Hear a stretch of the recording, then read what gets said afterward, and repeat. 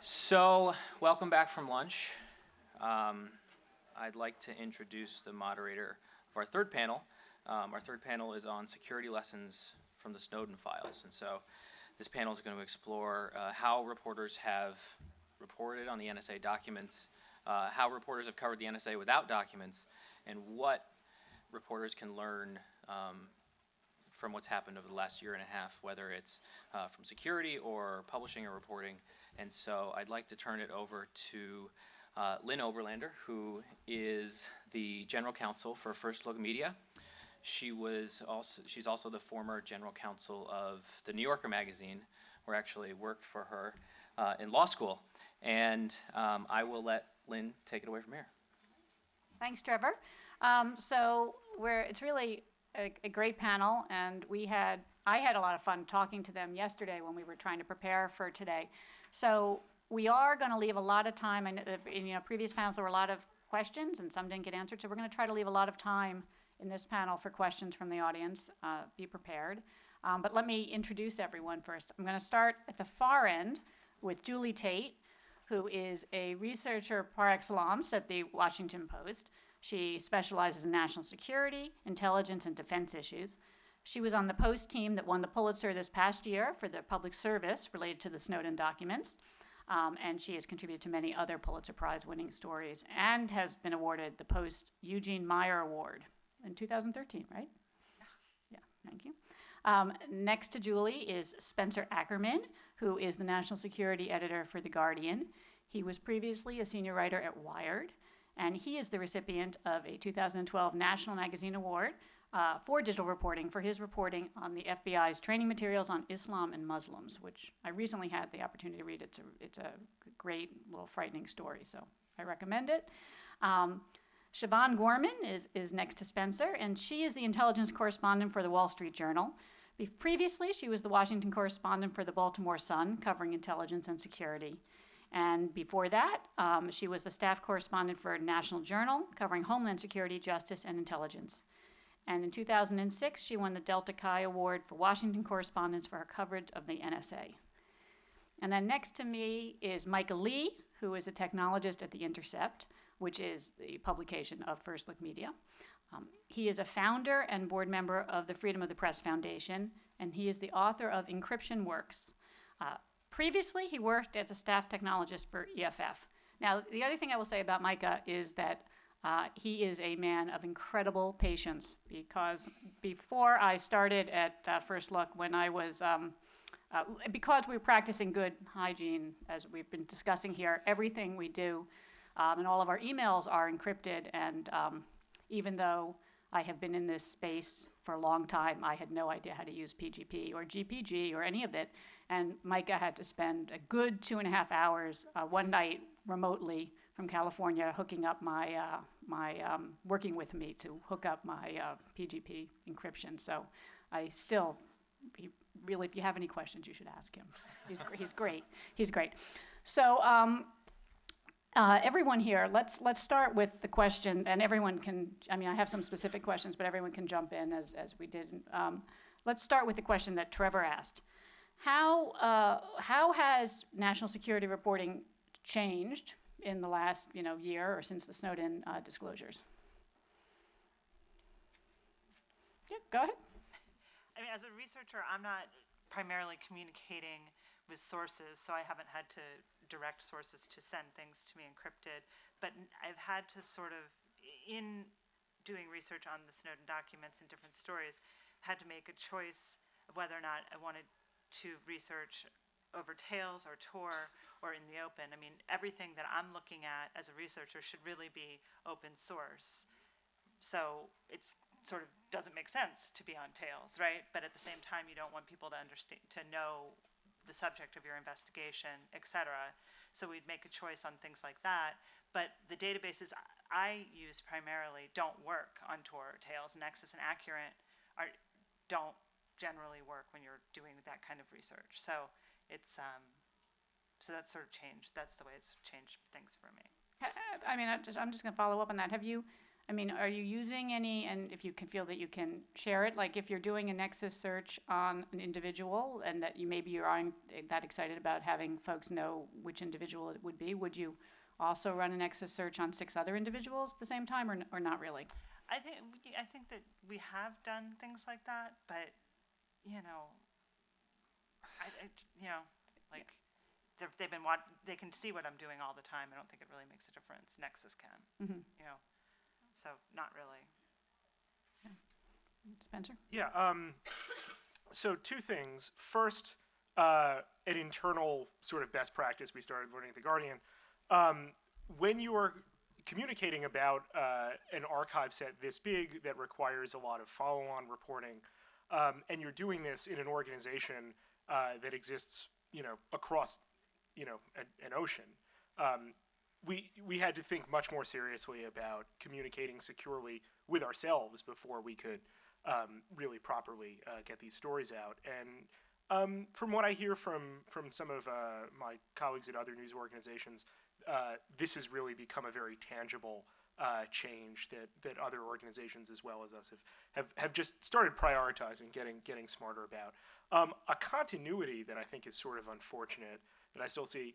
I know this was sort of touched on the first panel, but getting sources to use encryption or getting them to trust themselves enough to use something that a lot of people still consider technically complex and beyond their scope has been a challenge, even for people who you would really think ought to appreciate more acutely perhaps than reporters. That's something that I think, if we can, if 2013 to 14 was a period in which journalists became much more aware of their digital vulnerabilities, and now we're starting to see over the last couple weeks, I know this is a point that Chris Egoyan likes to make, that lawyers need to be way more aware of it. I'm hoping that going into 2015, that'll be something that sources become much more willing to adopt. Yeah, it's actually for that reason that I would say that, the actual process of national security reporting, I don't actually know. I think it's changed marginally. I think that there is, to some degree, a heightened awareness of communicating in various sort of protected forms. But I tend to go with what the source is comfortable with, as long as it doesn't seem like it's some sort of egregious, risk in terms of securing your communications. The nature of the people that I'm talking with, usually I'm talking with people who know more about this kind of thing than I do, so I'm pretty comfortable taking their lead, not always, but I actually think that the impact on the process of reporting is not as large as one might expect. At least that hasn't been my personal experience. In terms of sort of sources' willingness, I think that there are a few people who are a little bit more willing to do it, particularly because there are products now that make it a little bit easier. But the challenge is that encryption is still sort of a clunky thing, and it requires a 2.5-hour tutorial. And so to get a source to do that seems like a lot to ask. So I guess that would be my main observation. Not as much change. So when the Snowden stuff all started, I wasn't actually working in journalism. So it's hard for me to tell exactly how everything has changed. But since I've been, working with First Look and with the Intercept, it's definitely been exciting to get to build everything from the ground up in a way that seems to be entirely different than the industry standard. Like everyone using PGP and SecureDrop didn't used to exist, and now it exists and has been getting better and better and better. And it's like a way now that sources don't really need to know anything. They just need to download Tor browser, and then they can communicate anonymously with journalists. And so I think that this is one of the big things that has changed, is that there's more tools. They're getting easier to use, and I think that in the future it won't be nearly as much of an ask to get sources to communicate with you securely, because hopefully what we use for sending messages will just be a lot more secure than it currently is. And I think that we're moving in that direction, and that's an exciting thing. Can I make just one more point that it seems we shouldn't overlook? Maybe it's something that might seem a little obvious. But institutionally, there's a lot more hostility from the three-letter agencies that I definitely perceive, and think that there might have been understandable assumption on their part for a while that national security journalism had gotten somewhat docile. And I think that's gone, and I think they definitely think that's gone. I mean, I don't know if I would necessarily, and I think the Guardian may have a different experience. I mean, the Journal didn't have the Snowden documents, and the government may end up viewing different organizations differently. I don't know that for a fact, because I haven't really discussed it with them. I actually feel like, having covered this now for a while, basically a decade, I actually feel like the Snowden documents have they put the government on the defensive. They've been forced to push out a bunch of stuff under FOIA that they never would have done otherwise, as far as I can tell. And I actually feel like, on balance, there are fewer requests not to publish. And frankly, when you push back, there's less resistance too. I actually feel like, sort of post-Snowden, the media's gained a little bit more of an upper hand in terms of those kinds of negotiations and that kind of leverage. Spencer, any sense of that? No, I mean, I take all Siobhan's points. I think that's, I have no reason to disagree, particularly with that institutional position. But I think, one of the reasons that they are pushing out more documents is to control their message in spite of us and in spite of what we seek to do. And I still feel, a lot of fairly, intense anger still. I think we feel. I imagine that First Look might have some experience with being on the receiving end of that in the Post as well. Well, no, I think that's right. And meetings that I've had, not with Bob Litt, not with the NSA, but with other government groups, there really is a hostility, which is not to say that Bob Litt doesn't share this, but there really is a hostility towards not so much the major media, because I think they recognize the importance of the Post and the Times and the Guardian and the real known fourth estate, but there's still a lot of skepticism, perhaps, or fear of the digital media, of the First Looks, of the Intercept, where I don't think they have a sense that they trust us to play by the rules and the rules that they're comfortable with. So we've certainly felt that, and of course, the First Amendment protects the whole range of media. So I think it's been a really trying. I think they're still trying to figure it out. And I imagine that it's different for Guardian too, because it actually seems like it's a lot safer to do journalism in the United States right now than in the United Kingdom. I'll share this story in a vague way. I had a meeting once with GCHQ in which they seemed way more solicitous of questions that I had than the NSA has. But now I imagine all my communications are even more compromised. Well, I don't think this is not secret. So, one of the interesting things about dealing with the NSA is that for all of our discussion about encryption, they're not encrypted. So you cannot send them something to look at in a secure fashion. They want you to send it to them. You want them to comment on a document. You send them the document as an attachment to an email, because they, either for policy reasons or other reasons, they can't accept encrypted email.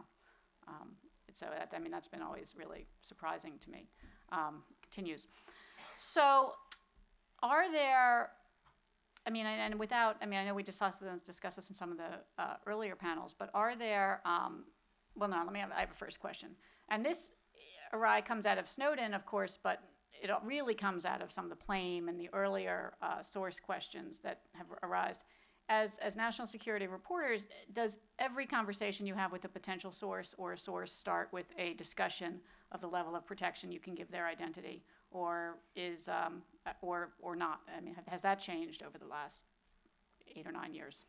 You guys don't mind if I Go right ahead. With established sources, no. And sometimes you sort of make a gesture in that regard if they're not already.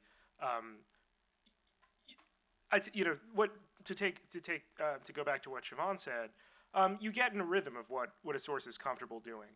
With new sources, I emphasize this right from the jump. Sean? I mean, I would say that it's changed in that obviously I think there's just a potential source has a higher level of awareness, and this is something that I think would have been increasing over time, and Snowden would have just been a piece of that.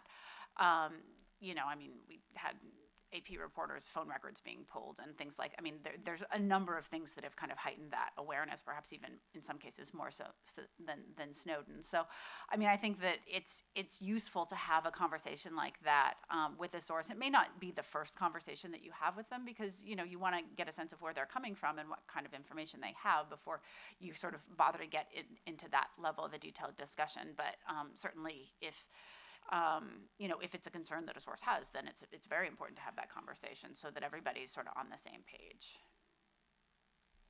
Has the conversation maybe, I don't know, and I'm curious, do you think it shifted too much towards technological solutions? I mean, we heard this morning that there was some, you know, benefit to meeting face to face, but I mean, what about like, do people even consider saying, hey, if I got something in the mail, over the transom, you know, that'd be terrific. You know, like the old kind of things show up without having to worry about downloading Tor. I don't think we've gone as far as we should with technological solutions. This tends to be a somewhat cloistered conversation. It tends to be something that we talk about more internally and getting or seeing people adopt, you know, greater OPSEC measures. You know, experience varies, but I don't really see us as being in a point where a conversation about, you know, PGP or OTR doesn't need to happen anymore.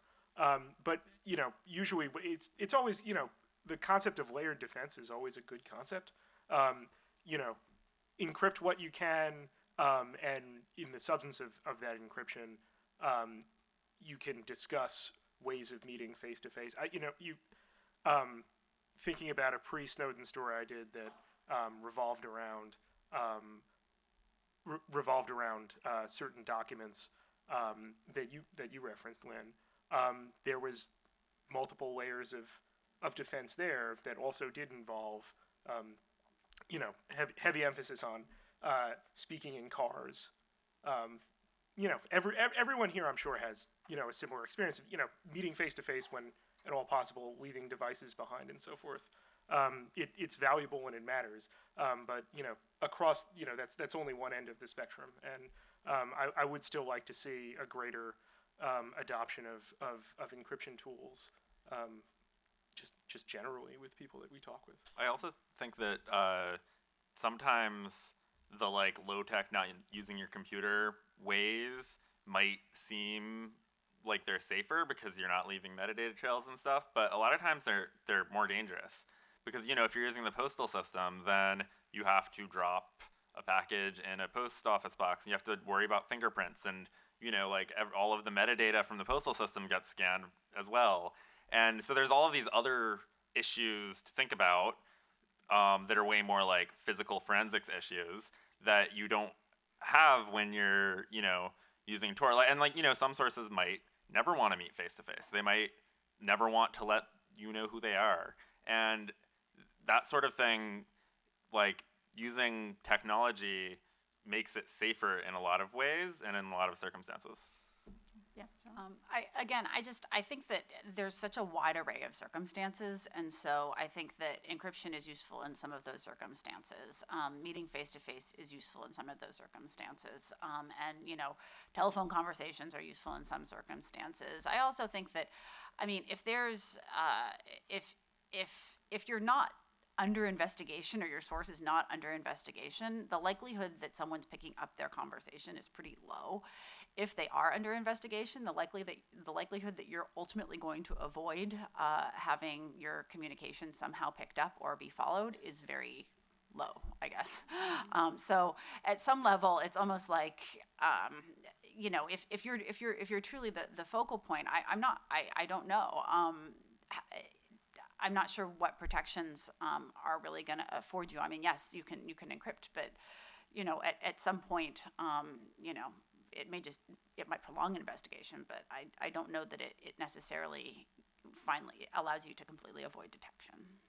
I think also getting people, all sorts of different types of people in the newsroom to be familiar with encryption ended up being important at the paper in the sense that editors refused at some points to understand how to use PGP. So I would have reporters sending me encrypted documents to print out and then take to an editor's office so that they could read them. And honestly, if you think I'm going to print out a document and not read it before I hand it to somebody, you're just living in another world, you know? So you take the control as an editor or as an administrator, whatever, you know? You can take control of your information if you don't have Julie Tate decrypting it and printing it and, you know, having a conversation at lunch about it, maybe, you know?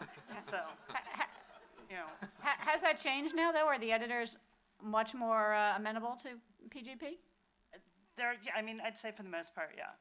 You know, I mean, there's some editors who aren't going to have time for it, and that's fine. I mean, I'm not like an untrustworthy person, but my point is that you don't control the information if you don't like get it yourself, you know. And so, I think that they've had an easier time with JAB or OTR, like that kind of communication. Like that's such a lighter footprint that the reporter and editor relationship can sort of work in that sort of fast-paced thing rather than here's my long discourse in this email, blah, blah, you know. Do you understand what I mean? Yeah.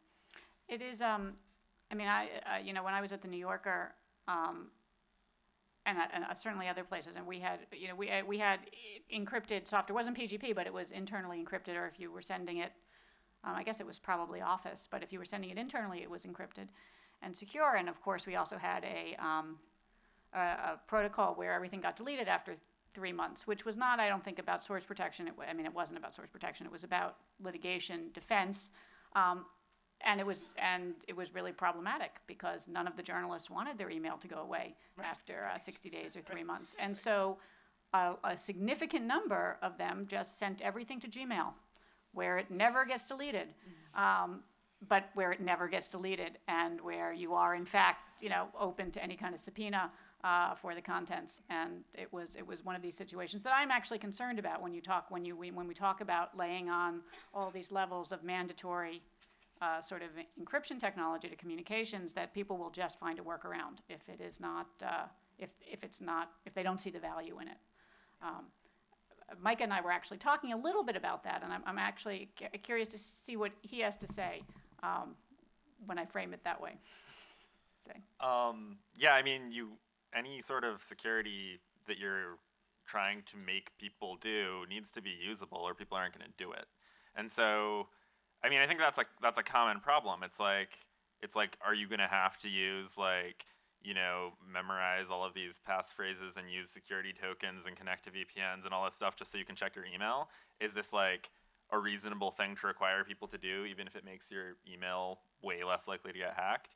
So it's like always a balancing act. And I think that one of the things that people have started to learn after the Snowden revelations is specifically about the story of Glenn Greenwald, trying and failing at using PGP, and then trying and failing again, and then finally getting it, and almost losing Snowden as a source, is that usability is a security feature. Like, if your security software isn't usable, then people aren't going to use it, and like really what we need is people who are not hackers and experts at technology to be able to use this stuff. And so I think that that's like why there's such a huge push on making all of this encryption stuff that has existed for like decades, that like has been free for anyone to use, but no one's been using it because it barely works. And so, yeah. Yeah. Yeah. Well, Micah, by the way, just wrote a piece for the Intercept where he described his own involvement in helping Glenn become able to receive the encrypted communications from Snowden, and he really needed you. I mean, that was not everybody is able to, and I needed you, of course, although with much less important issues. It's really tricky to self-install and figure it out, and Yeah. if you're not computer science person. And I mean, I think it's getting easier, but like at the moment, you know what Julie was saying at like an earlier panel, if you like, it's important for everyone to be using PGP now because, you know, I get encrypted emails from people all the time that they probably wouldn't want to email me if they couldn't encrypt it, and it's because I have my PGP key like up on our website. And it's really obnoxious to use at the moment, and hopefully it'll get like less obnoxious to use, or we can just like get rid of email altogether and use some other system for messaging that's like secure by default, which would be awesome. But at the moment, it's kind of necessary. Right, and I think that part of it is like just, it sounds so terrible, but you just have to practice. It's like muscle memory. You have to like practice it enough so when you're on deadline, you don't screw it up. You don't like forget to encrypt it or, you know, save it to a local drive. You know, it's just. And so you don't have the situation where you like really need to be using encryption right now and you have no idea, Right. you don't know how to do it. Right. And so like it's better to know how to do it before you need it instead of after you need it. Absolutely. I feel like we're nearing a follow-up on Julia's sex joke. Do you know what it is? Well, I just mean like, why not? You know, let's view it like safe sex. Let's try and insist on people protecting themselves. It may be momentarily less enjoyable, but nevertheless, it's a good practice. That's great. So I have one more question, and then I do want to. I think we can throw it open to questions. But so earlier, and I think there is this sense from some people, and we at First Look, I think have a different strategy. But if you're using encryption, are you flagging? Are you flagging yourself? Is your source flagging them? Is there a is that like the big red flag? Yeah, Siobhan. I mean, I have a source who actually just completely refuses to use encryption for exactly that reason. And, you know, he said, look no further than those Snowden documents that we have where it says, you know, among the minimization sort of exemptions, you have encryption. So, you know, why not sort of do security by obscurity, you know, hiding in plain sight? So, again, I mean, I think it also pays to listen to sources who, you know, have a different way that they want to communicate because they feel like that's safer. I mean, I think that not using security tools because you're afraid that it will make you stand out or you're afraid that it will put you on a government list or something like that is a really dangerous mindset to get in. And it's like, it's true, there might be some risks, especially when you're, you know, like not in a first world country and you're going through border checkpoints and you have TrueCrypt on your computer or something. Like, I feel like those risks are a lot more serious. But I think that, you know, if more people start using encryption every day for all of their communications, then it will no longer be a like anomaly. It'll just be normal. And I think that the way that this will actually happen for real is when the communication platforms that people start using just do this by default, so that you know, if you, like, I mean, right now, if you have an iPhone and you send an iMessage to someone else with an iPhone, that's end-to-end encrypted. You don't even realize it. You know, there's problems. There are some problems with iMessage, but I think that if all of the ways that we start communicating, this is just built in, then there won't be this whole like, you know, there's all of these encrypted needles in this haystack, and so we want to like target them problem anymore. And I think it's just really important for, you know, I mean, especially journalists and lawyers and people who might be targeted by you know, government actors, to just be doing this as much as they can and not only doing it when they have a secret. See if I can thread, you know, both those very good points.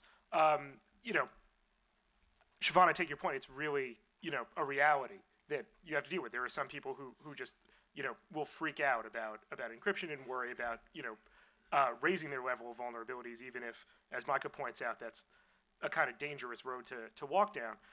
You know, maybe one practical way out of it, if you're a journalist and you use a bunch of different security tools, publish that. Have that somewhere. You know, whether it's an author's page, whether it's a Twitter account or something like that. I like to have ways that people can contact me securely, ways that people contact me in the open, and people can sort of, if they want to be sources, toggle through those using both open and more secure channels for the very hiding in plain sight reason that Siobhan mentions. Defense in depth really is a good idea. Layered defense is a really good idea. One of the things that Siobhan mentioned that reminded me, this is just an aside, and I'm wondering if the audience or you feel that there are other pockets. I mean, I have found that among the people who are the most resistant, either personally or frankly structurally, to using any kind of encryption tool are lawyers. Outside lawyers, in-house are different, but calling a law firm, it is virtually impossible to send them an encrypted email, and their firms won't let them have the setup. And same thing with phone calls. A lot of their responses, folks I've dealt with are like, hey, it's a privileged conversation, and that's as far as I'm going to go. I'm not worried about it. I'm just going to talk to you now on my cell phone. I don't know if you've seen that, or if you've seen other groups that see resistance in some ways, or. I would think that lawyers do feel like they do have the privilege, so they don't maybe need to take certain types of precautions. And again, it depends on the nature of the communication. Micah is right that if everybody were encrypting everything, then it wouldn't stand out. At the same time, until it's less cumbersome, not everybody's going to encrypt everything because it's way too much of a pain and not worth it. And so, I think that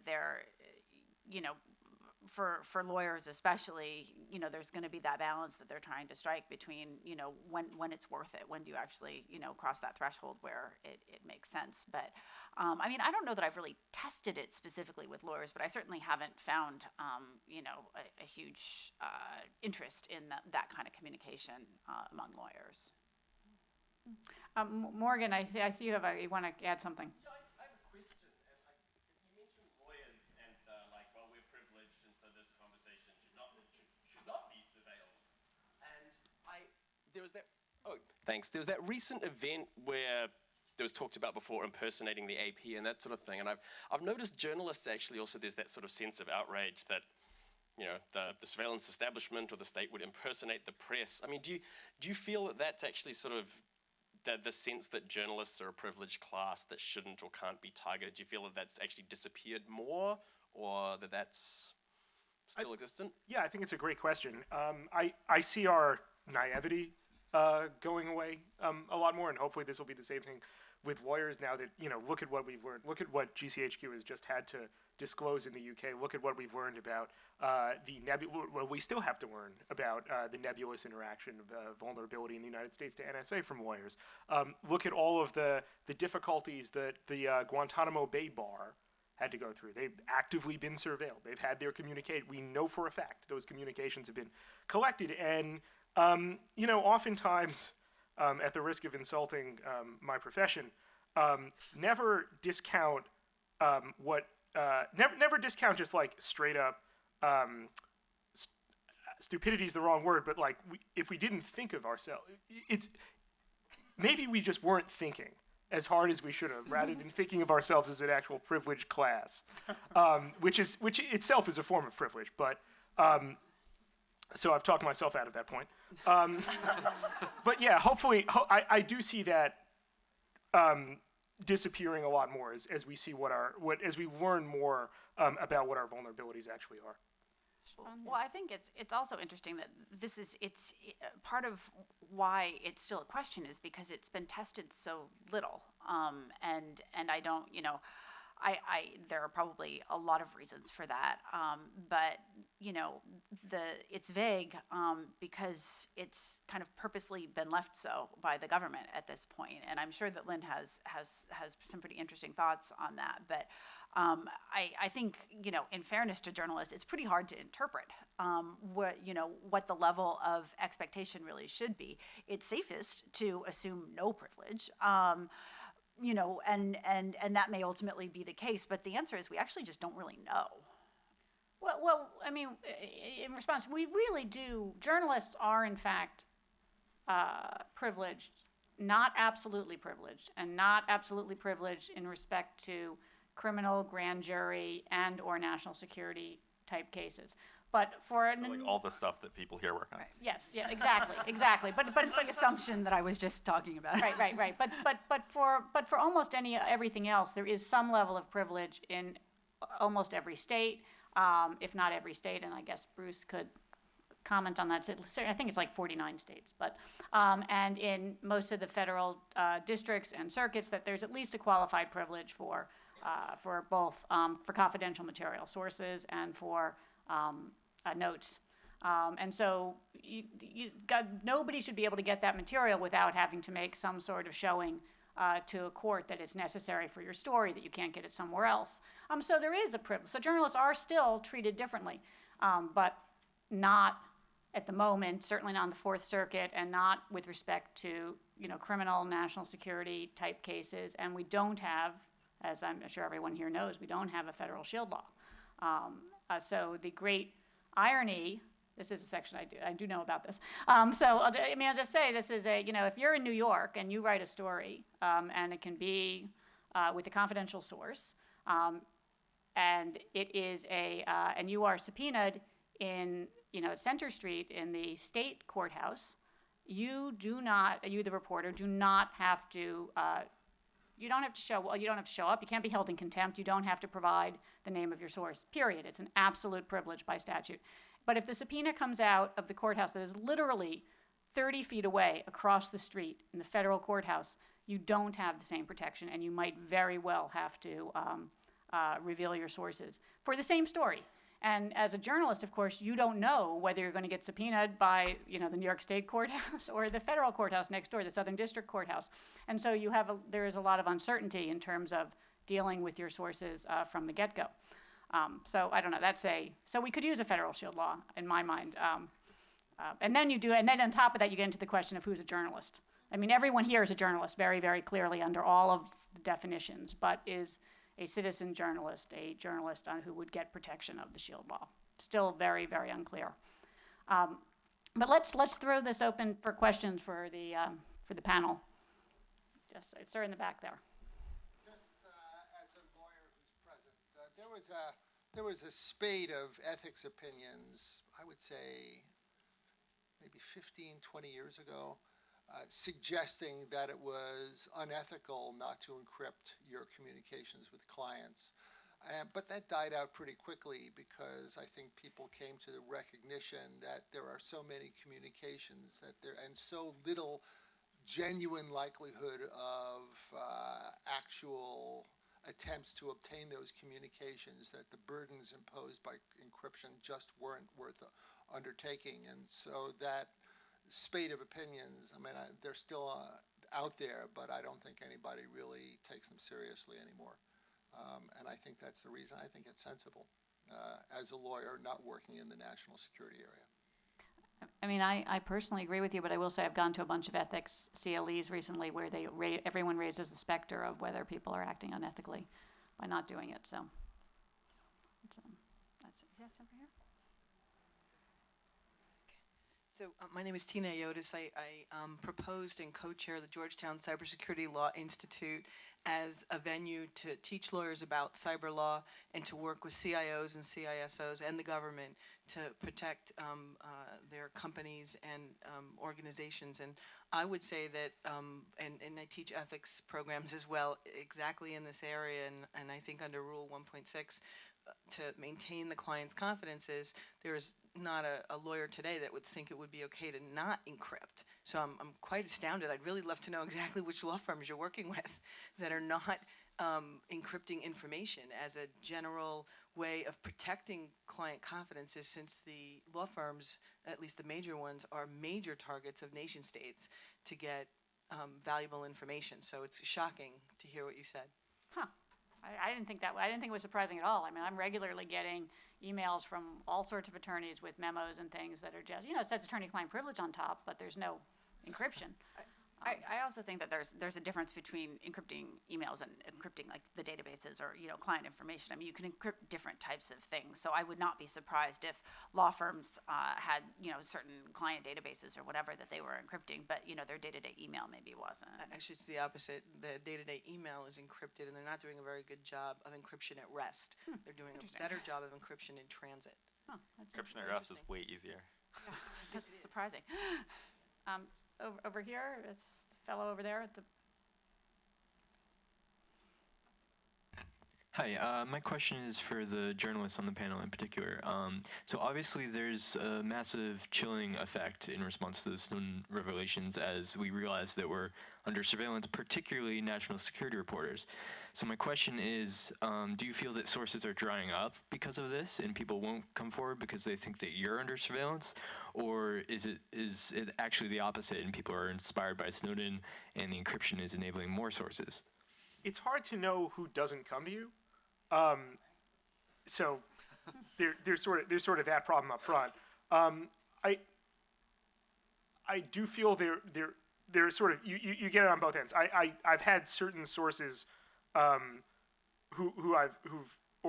even just contacts who I've had for a long time who consider Snowden to be the vilest of traitors and thinks what we did at the Guardian was completely unethical and terrible for the country. And some of them, even though some won't talk to me anymore, others, when they do talk to me, I hear it again. But I do think there have been there's an inspiring effect by Snowden that you will see ripple out.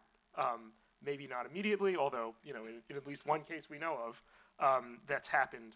I think it's going to come and it'll happen further. But Edward Snowdens of the world are 0.00000001. The next one of these that happens probably won't look like Snowden. This runs a spectrum, and what Snowden did was without any, even before you get to a value judgment about it, extremely exceptional, and we shouldn't think of going forward more people to. Even if they are inspired by him, to model themselves on him, probably. I would say it's probably a double-edged sword. I mean, again, as Spencer says, it's hard to know who's not calling you. I mean, are there sources that seem like they will call back less frequently? Sure, some. And is that because they're concerned? It could be, but it also could be because they're busy. I mean, there are lots of reasons that people don't call you back. Maybe they don't like a story you wrote. I think it probably has sort of inspired maybe roughly as many as it's sort of chilled. In talking with some people, my sense is that some people feel that not like they want to be the next Snowden, but that maybe the fact that he raised concerns gives them a little bit more confidence that if they raise concerns, it will be, it will be treated a little bit more, not legitimately, but it'll be taken into consideration a little bit more. And I think that, it's had that kind of effect in terms of inspiration, so to speak. John Napier tie is a good example of that. I'm going to look at this side of the room. Okay, I don't see any questions here, so I apologize because I know you guys are. All right, there's a question over here. The green hat. Green hair. A green hair. Sorry, bad eyesight. Green hair.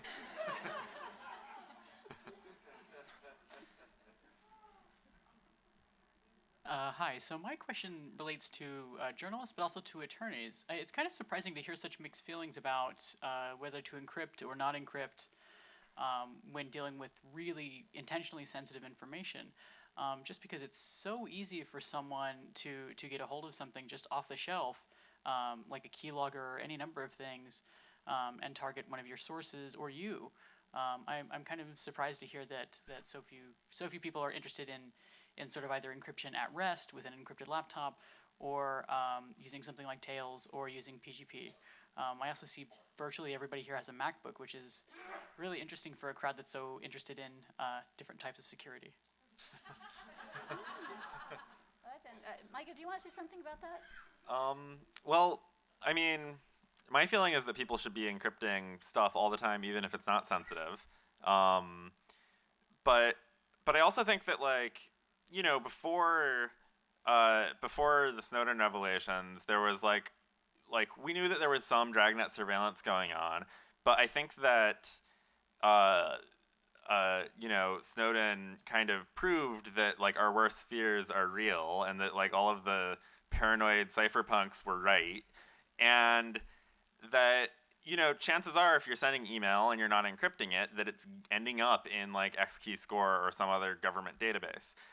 Whether or not it gets looked at some point is a different story. But I mean, I think that when you're dealing with secret information, like you know, attorney-client privilege information, that lawyers should encrypt these conversations just to, like, help enforce their privilege, because I mean, I don't think that their privilege is being respected in reality. And do you want to say anything about the Macbook issue? Oh, I mean, I don't know. I'm a big fan of people using free software, like open source operating systems, and, you know, trying to like not be locked in by Apple and Microsoft giants. I do think that, like, I kind of doubt that just using a MacBook means that everything you do is backdoored. But it definitely has. Yeah, I guess that's it. Yeah, down here.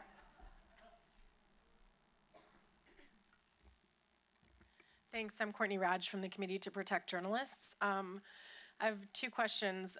First, I just want to thank several of you for supporting the Right to Report in the Digital Age petition. And if people haven't looked at that, it's aimed really at ending surveillance and harassment of journalists, because I think we have to talk about personal responsibility that journalists can take, but also we have to create legal frameworks that protect journalists. But there's been so much focus on, like, encryption and kind of these smaller techniques that we can do. But what happens as I haven't heard anything about, like, geolocation and how do you use social media in a way that also protects your sources and where you're going. And as we get into the Internet of Things and we think about, you know, all of our devices and our clothing and our appliances being connected to the internet, how do you encrypt your watch or your t-shirt or whatever? So how do we take this conversation, which, you know, I think is still relevant because most journalists aren't using encryption, but how do we take it to the next level, given that we're going to be there, you know, with our clothes and whatever before we're there with our practices? That's a great question. Micah, Julie? I mean, that is a really good question, and I think that like the basics that we should start with is protecting our conversations that we're having, and a much harder problem is protecting metadata. So it's like, you know, we all carry around cell phones, which means that we're all just, like, you know, we're just carrying around tracking devices, and if the FBI has our phone number, they know where we are, and that's not good, and it's really, really hard to design, like, a cell phone network that prevents this from being possible, and the cell phone carriers don't have any you know, incentive to do this. And so I think that that's, like, a really hard problem. It's a much easier problem to solve, like, making it so that all of your email on Gmail is encrypted by default. It's a much harder problem to make it so that Google doesn't know who you're emailing. And I think that the you know, the Internet of Things, where, like, all of our device or all of our clothing and everything else will start being connected to the internet, is just gonna, like, be creating way more data that will be getting sucked up. And I don't think that there are very good solutions to this stuff, but, you know, and I mean, I think that a big problem is that companies that make products like this generally don't have an incentive to, like, make things protect privacy as much as they can. Because it just doesn't matter. And it's more expensive, and it, you know, and sometimes it's slower. But, you know, if you're, like, clothes that are connected to the internet doing stuff all the time, you know, routed all of their internet traffic through Tor, then it will be much harder for, you know, what your clothes are doing to be tracked back to your physical location. Yep, over here right there. Thanks. Hi, I'm Maria McFarland with Human Rights Watch, and I supervise that report that came out this summer about the impact of surveillance on journalists and lawyers. So just a couple of points on the lawyers issue and a question. One, privilege doesn't really apply. Maybe it exists when it comes to actual court cases. Your communications aren't being submitted into the evidence, but what the NSA has said is that they have a minimization procedure that applies only to people who have been indicted and are facing criminal charges and their communications with their attorney. So there was a whole realm of other privileged communications that are swept up by the NSA and probably used for other law enforcement actions. We did talk to a lot of lawyers, and many criminal defense lawyers were very concerned. And I agree, though, that at the law firm level, they weren't expressing concern, at least. And I think that was partly because they were concerned about their clients losing faith in trust in their communications with their lawyers. So maybe that's something that needs to be worked on some more. But I'm concerned about the nonprofit world because NGOs aren't having these conversations. At least not in this way. And it's wonderful that you're having this awareness-raising event on journalism, but we need to broaden the discussion to include NGOs that are working with human rights defenders, with activists on the front lines of all sorts of things, groups that are working in this country even on sensitive issues. And I just wanted to throw out there, if anybody has ideas or thoughts about how one can broaden this discussion beyond journalism, that'd be very useful. Sorry, go ahead. I mean, it's a great point.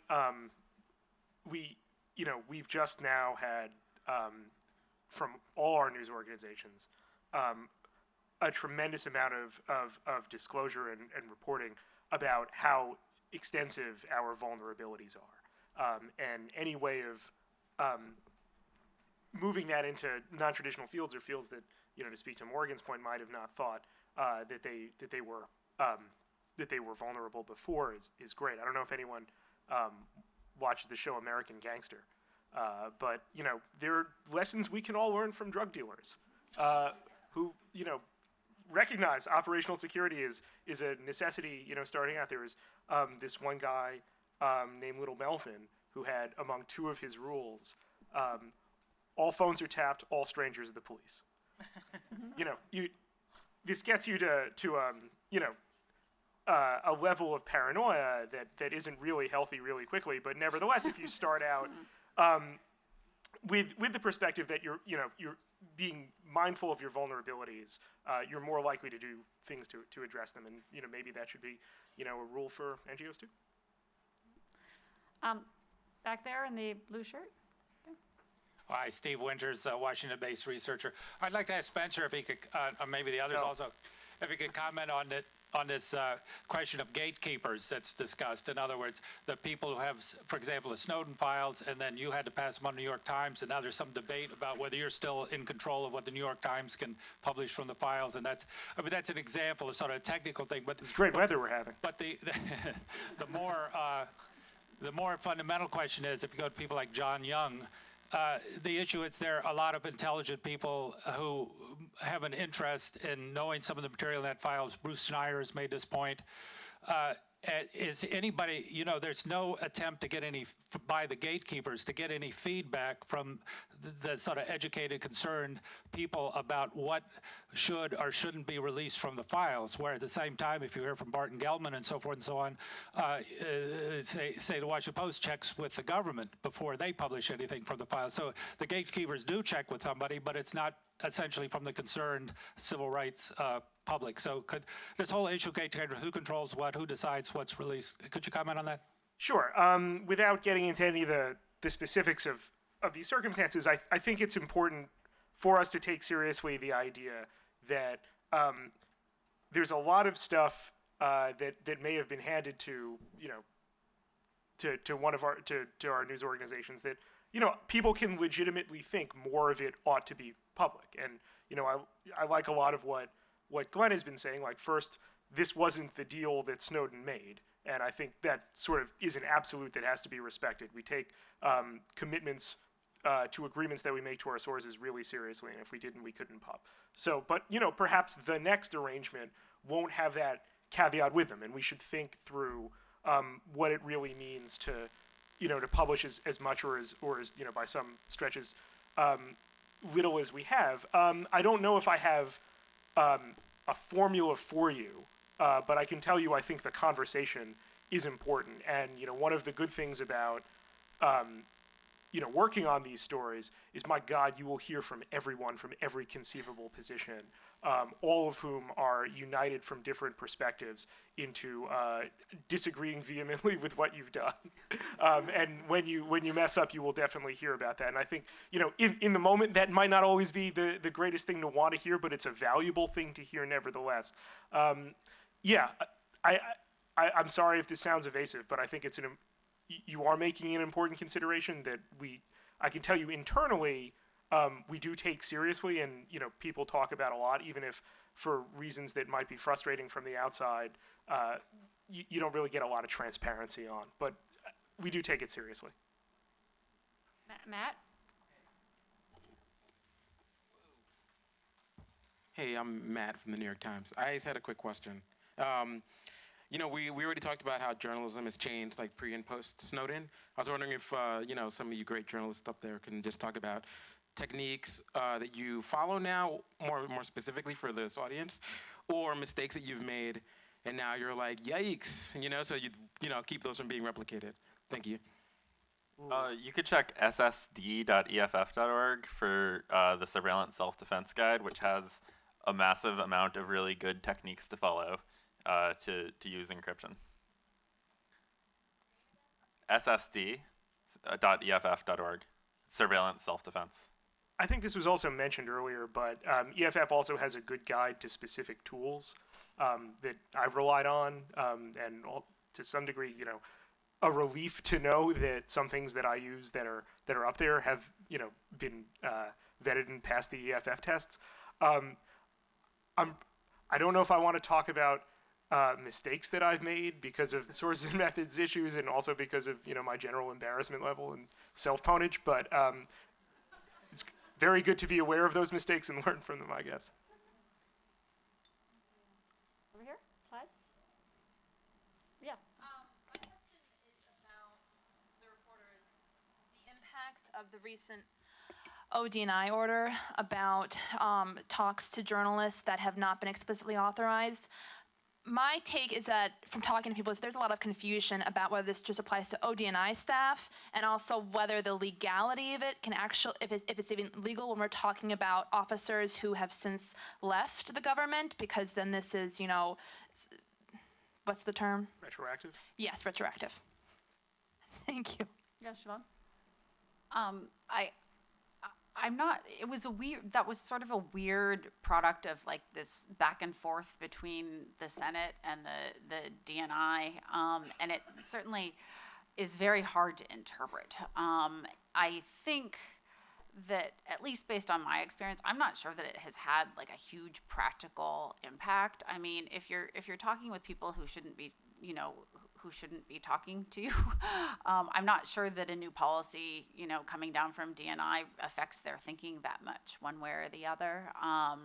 And I think, people will seek out journalists for reasons of their own. And so I'm not.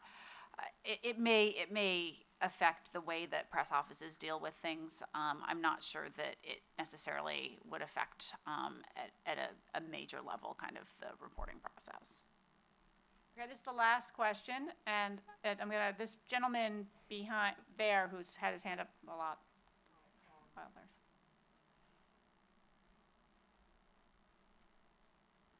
Hi, so when you mentioned the SHIELD law earlier and, the lack of federal protection for that, for journalists that aren't affiliated with the Wall Street Journal, is there like a pronged test that you would like to see included in the legislation that would say, this is what a journalist is, or would it be, expert testimony at trial to establish journalism credentials, or, how would you like to see that law shaped? Well, it's a good question. I mean, there are a bunch of different tests. I think the one that is in some ways the most inclusive would be sort of an intent test. Did you have the intent of getting information at the time that you were reporting that you were planning on sharing with a larger pool of people as a journalist? I mean, that's essentially what it is. Or were you just happened to be at the bar and a guy came and you saw something and you really have never been a journalist before, where maybe you didn't have the intent then. And that, if you get to an intent test, it probably includes all the sort of existing journalists and those who are citizen journalists and who really are trying it. But it's a tricky issue, and there's been a lot of pushback on all different sides as to how you define a journalist, especially if you're privileging them in some way. That would be it. Okay, well, so that is it, and I want to thank everyone very much. I really appreciate questions, and thank you to the panelists. Thank you.